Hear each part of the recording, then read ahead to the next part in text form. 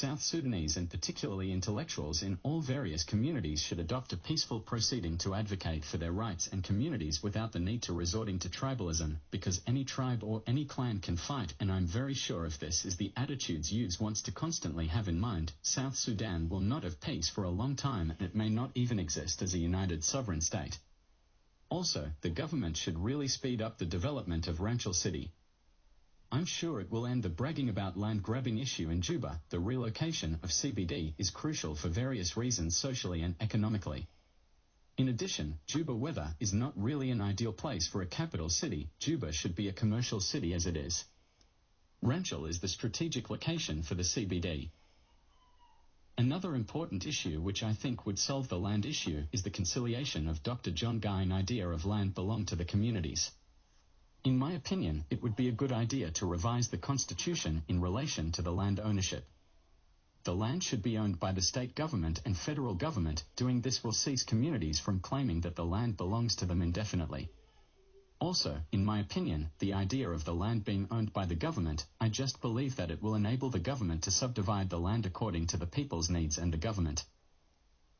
Thus, the land usage and the benefit should be constitutionalized for the nation's interest and primarily the local communities, because vast majority of communities are very poor and they can't really put the land into use while they claim it's theirs and it should just be there and no one touches it. In my view, that's not right. The government should own the land and divide it accordingly with proper advance consultation of the local communities and their local governments without any community saying the land is ours when it is not in use and they can't put it to use, and even though they have the resources to use the land, the government should still have the authority to give or approve how the land should be used. Also, most land are unmarked and unregistered, but if the state government own it, the government can mark it and protect it and use it for the benefit of the people who lives on it. This is how nation operates anywhere in the world.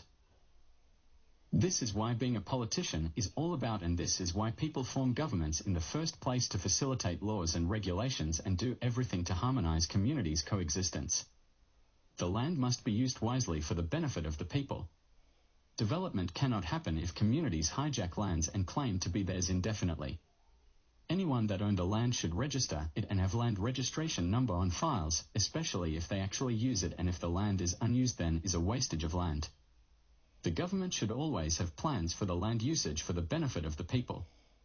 Also, when the land used, the government can collect taxes, and then taxes are used to develop and provide services to the people. Let me hear your thoughts in the comments. Thanks. By social activist Prince Deng.